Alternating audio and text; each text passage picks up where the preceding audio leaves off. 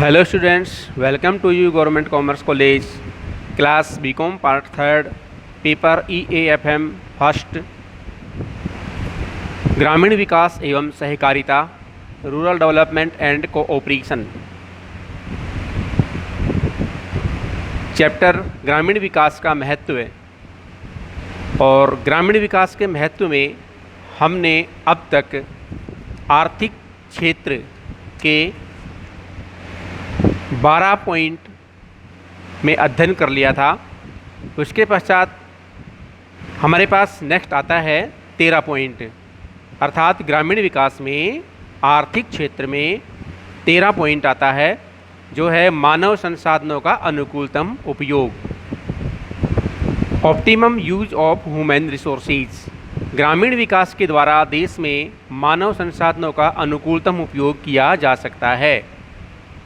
देश की कार्यशील जनसंख्या का 49% भाग कृषि एवं संबद्ध क्षेत्रों में लगा हुआ है, जबकि कृषि में उतनी श्रम शक्ति की आवश्यकता नहीं होती है, जिसके परिणाम स्वरूप ग्रामीण श्रम शक्ति का एक बहुत बड़ा भाग अदृश्य बेरोजगारी अथवा अर्ध बेरोजगारी का शिकार बना हुआ रहता है। ग्रामीण विकास के द्वारा गांवों में कृषि से संबद्ध क्रियाओं, लघु व कुटीर उद्योगों तथा हस्त कौशल को प्रोत्साहन देकर बेरोजगार मानव शक्ति का अनुकूलतम उपयोग किया जा सकता है। नंबर 14, आर्थिक शोषण की समाप्ति, चेक ऑन इकोनॉमिक एक्सप्लॉयटेशन। गांवों में समृद्ध लोग ग्रामीण जनसंख्या के एक बड़े भाग का जो निर्धन तथा असहाय है, आर्थिक व शारीरिक शोषण करते हैं। गांवों में शिक्षा के प्रसार, रोजगार अवसरों में वृद्धि तथा ग्रामीण लोगों में अधिकारों के प्रति जागरूकता उत्पन्न करके उनका शोषण समाप्त किया जा सकता है। ग्रामीण क्षेत्रों में व्यक्तियों का शोषण होता है, यह बिल्कुल सही बात है और इसमें कहीं कोई कमी नहीं है,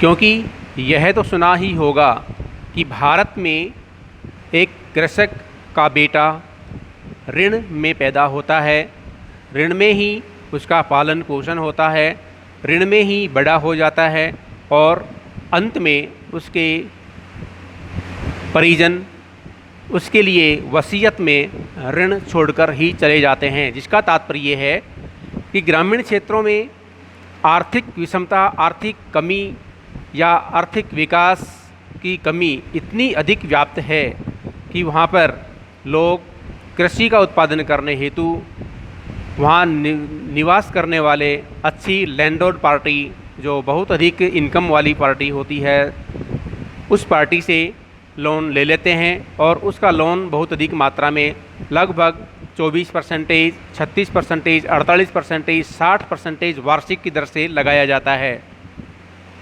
और उसी ब्याज के ऊपर लोन लेना पड़ता है।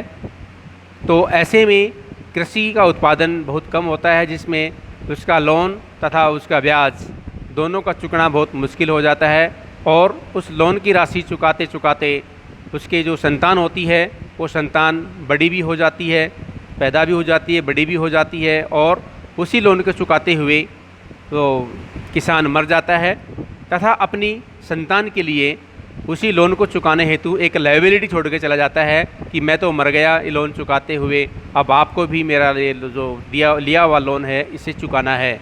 तो इसलिए कहा जाता है कि ग्रामीण क्षेत्रों में एक किसान का बेटा ऋण में जन्म लेता है, ऋण में पल पोष बड़ा होता है और ऋण अंत में उसके पिताजी वसीयत में ऋण ही छोड़ करके चले जाते हैं, जिसको भी वह चुकाता रहता है। तो ये हमारे ग्रामीण क्षेत्रों की एक आर्थिक स्थिति की एक छोटी सी तस्वीर है, जो शोषण को किस प्रकार से आपके सामने व्यक्त करती है। नंबर 15, आर्थिक सत्ता का विकेंद्रीकरण, डिसेंट्रलाइजेशन ऑफ इकोनॉमिक पावर। देश में आर्थिक सत्ता उद्योगपतियों, बड़े व्यापारियों, राजनीतिज्ञों, समृद्ध किसानों, प्रशासनिक अधिकारियों व अन्य इन्हें गिने लोगों के पास केंद्रित रहती है। इसका प्रमुख कारण ग्रामीण निर्धनता, अल्प विकास, ग्रामीण विकास के द्वारा आर्थिक सत्ता के विकेंद्रीकरण को बढ़ावा मिलेगा। यदि हम ग्रामीण क्षेत्रों का विकास करते हैं, ग्रामीण विकास करते हैं, आर्थिक विकास करते हैं, संपूर्ण विकास करते हैं, तो ऐसे में ग्रामीण क्षेत्रों में जिन आर्थिक पार्टियों का, आर्थिक संस्थाओं का बोलबाला रहता है, उनसे इन किसानों को छूट मिल सकती है या निजात मिल सकती है। नंबर 16, सामाजिक सुविधाओं की पूर्ति, अवेलेबिलिटी ऑफ सोशल सर्विसेज। देश में विशेष रूप से ग्रामीण क्षेत्रों में शिक्षा, चिकित्सा, स्वास्थ्य, परिवार कल्याण, जलापूर्ति, बैंकिंग, साफ सफाई आदि से संबंधित सामाजिक सुविधाओं का बहुत ही अभाव रहता है और उन सामाजिक सुविधाओं की पूर्ति ग्रामीण विकास से ही की जा सकती है। सफाई की सुविधा की दृष्टि से तो ग्रामीण क्षेत्र की स्थिति इतनी अत्यंत दयनीय बनी हुई है कि 1981 में केवल 1.0% ग्रामीण परिवारों को सफाई की सुविधा उपलब्ध थी। लगभग 14% ग्रामीण परिवारों को उस अभी सफाई की सुविधा प्राप्त नहीं है। अतः ग्रामीण विकास के माध्यम से सामाजिक सुविधाओं में वृद्धि की जा सकती है और उन्हें एक अच्छा जीवन यापन करने के लिए अवसर प्रदान किया जा सकता है। नंबर 17 है इसका, आवास समस्या का हल।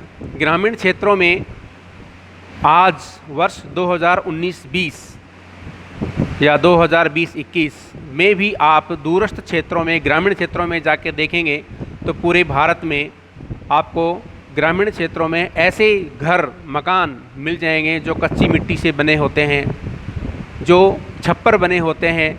आंधी छप्पर को उड़ा ले जाती है, बारिश से मिट्टी ढह जाती है और छप्पर गिर जाते हैं, जिससे उसमें उसके नीचे रहने वाले मकान में या उसमें रहने वाले व्यक्ति या मवेशी सारे के सारे मारे जाते हैं।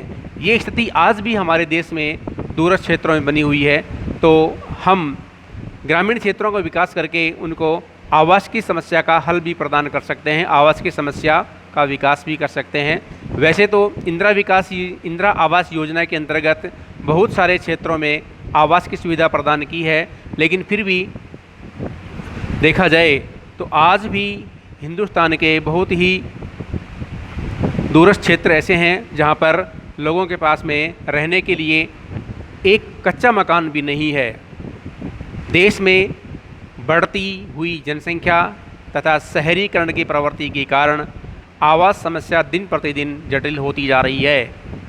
पर्याप्त ग्रामीण विकास नहीं होने के कारण देश में शहरीकरण की प्रवृत्ति बढ़ रही है। यह ग्रामीण विकास के द्वारा इस समस्या को हल करने में सहायता मिल सकती है यदि गांवों के विकास द्वारा वहां आधुनिक सुख सुविधाओं की पूर्ति कर दी जाए, तो अनेक लोग शहरों की बजाय ग्रामीण क्षेत्रों में जीवन यापन करना पसंद करेंगे, जिससे ग्रामीण क्षेत्रों में सुविधाएं बढ़ जाएंगी और शहरीकरण की जो समस्या है उसमें थोड़ा सा राहत उत्पन्न होगी।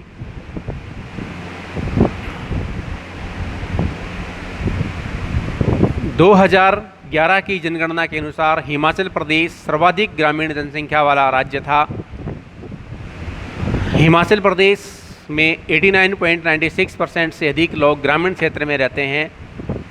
राजस्थान की जनसंख्या का 75.11% ग्रामीण क्षेत्र में तथा शेष 24.89 लोग शहरी क्षेत्रों में निवास करते हैं।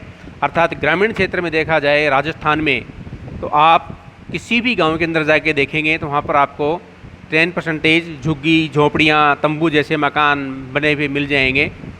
और दूरस्थ क्षेत्रों में जाके देखेंगे तो 99% गांव ऐसे मिलेंगे या गांव में घर ऐसे मिलेंगे जहां पर केवल झुग्गी झोपड़ी में, कच्चे मकानों में जीवन यापन करते हैं या पेड़ के नीचे जीवन यापन करते हैं। ऐसी भी स्थिति बनी हुई है। तो उसके बाद में अब चेंज होता है ग्रामीण विकास का सामाजिक क्षेत्र में महत्व है।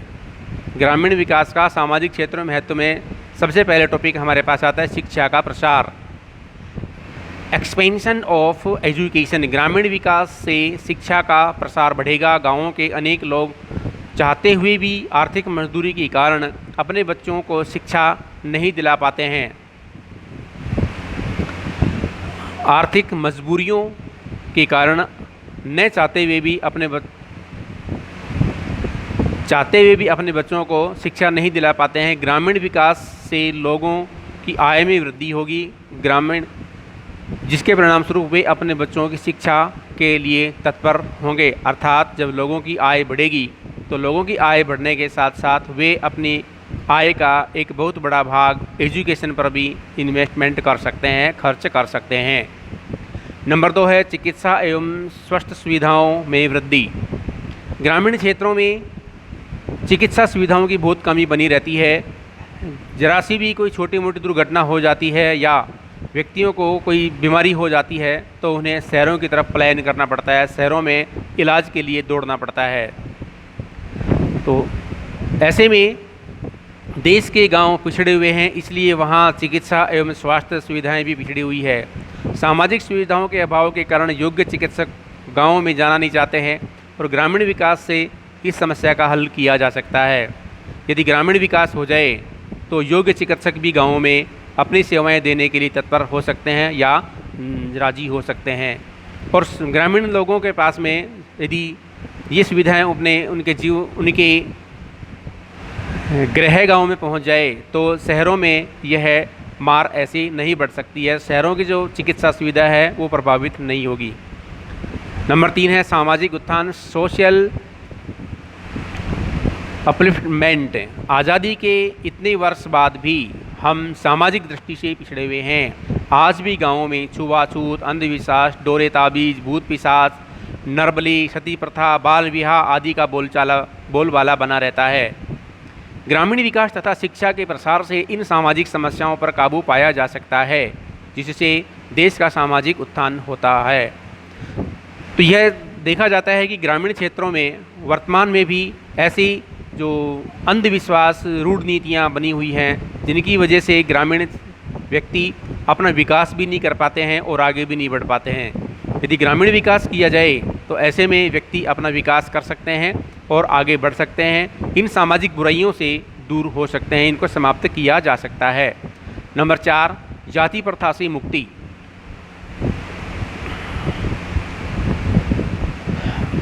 देश में न केवल शादी विवाह बल्कि राजनीति में भी जाति प्रथा का बोलबाला है, जिसके परिणाम स्वरूप प्रति वर्ष लाखों बेमेल विवाह होते हैं तथा अयोग्य एवं निकम्मे जनप्रतिनिधियों का चुनाव किया जाता है। ग्रामीण विकास में से लोगों के आर्थिक, सामाजिक, शैक्षिक स्तर में उन्नति होगी तथा सामाजिक प्रथा की बुराइयों में कमी आ सकती है। नंबर 5 सामाजिक मूल्यों की स्थापना, इस्टेब्लिशमेंट ऑफ सोशल वैल्यूज़। देश में मानवीय तथा सामाजिक मूल्यों का दिन प्रतिदिन ह्रास होता जा रहा है। जब से पाश्चात्य सभ्यता का बोलबाला भारत में आया है, तब से पाश्चात्य सभ्यता का विस्तार हिंदुस्तान में भी बढ़ता जा रहा है, जिससे दिन प्रतिदिन हमारे सामाजिक मूल्यों, मानवीय मूल्यों का ह्रास होता जा रहा है। भारत जो कभी ज्ञान, दर्शन तथा आध्यात्मिक क्षेत्र में विश्व गुरु के रूप में माना जाता था, वहाँ लोग मूल्य विहीन समाज की ओर बढ़ रहे हैं। ग्रामीण विकास से इस पर रोक लगेगी तथा सामाजिक मूल्यों की पुनर्स्थापना की जा सकेगी। नंबर 6 है नगरीकरण की समस्याओं का हल। ग्रामीण विकास से नगरीकरण की समस्याओं का हल भी हो सकता है। यदि ग्रामीण विकास किया जाता है तो ग्रामीण विकास करने के कारण लोगों की आय अपने गृह जिले, गृह गांव में ही उत्पन्न होगी, उन्हें वहीं पर रोज़गार मिलेगा, वहीं पर उनको अच्छी सुख सुविधाएं मिल सकती हैं, जिससे व्यक्ति अपने गांव में ही अपना जीवन यापन करेंगे और वो शहरों की ओर पलायन नहीं करेंगे। इसलिए ये ग्रामीण विकास करके शहरी क्षेत्रों को बढ़ने से या नगरीकरण की समस्याओं का हल किया जा सकता है। शहरों में व्यापारिक एवं औद्योगिक विकास के कारण जनसंख्या का दबाव बढ़ता जा रहा है। ग्रामीण जनसंख्या का एक बड़ा भाग नगरों और कस्बों में पलायन करने लगा हुआ है। शहरों में बढ़ती हुई जनसंख्या के कारण नगरीकरण की अनेक समस्या उत्पन्न हो गई हैं, जैसे तंग एवं गंदी बस्तियों का निर्माण, प्रदूषण, सामाजिक सुविधाओं की कमी इत्यादि। इन समस्याओं के बारे में करोड़ों भारतीयों को शहरों में नगरीय जीवन बिताना पड़ता है। ग्रामीण विकास के कारण प्रव्रजन माइग्रेशन पर रोक लगेगी। फलस्वरूप ग्रामीण नगरीकरण की समस्याओं को हल करने में सहयोग मिल सकता है। नंबर 7 है जनसंख्या नियंत्रण। ग्रामीण विकास के साथ साथ जनसंख्या को नियंत्रित भी किया जा सकता है। वर्ष 1991 की जनगणना के अनुसार भारत में 84.6 करोड़ जनसंख्या थी, जो 2001 में बढ़कर 102.7 करोड़ हो गई। देश में जनसंख्या में प्रति वर्ष 1.8 करोड़ लोगों की वृद्धि हो रही है। वर्ष 2011 में देश की जनसंख्या में 1210.19 मिलियन अर्थात 121 करोड़ हो गई है। वर्तमान में भारत की जनसंख्या लगभग 135 करोड़ के आसपास पहुंच चुकी है। अशिक्षा, निर्धनता व पिछड़ेपन के कारण गांवों में जनसंख्या वृद्धि की दर अधिक है तथा ग्रामीण विकास करके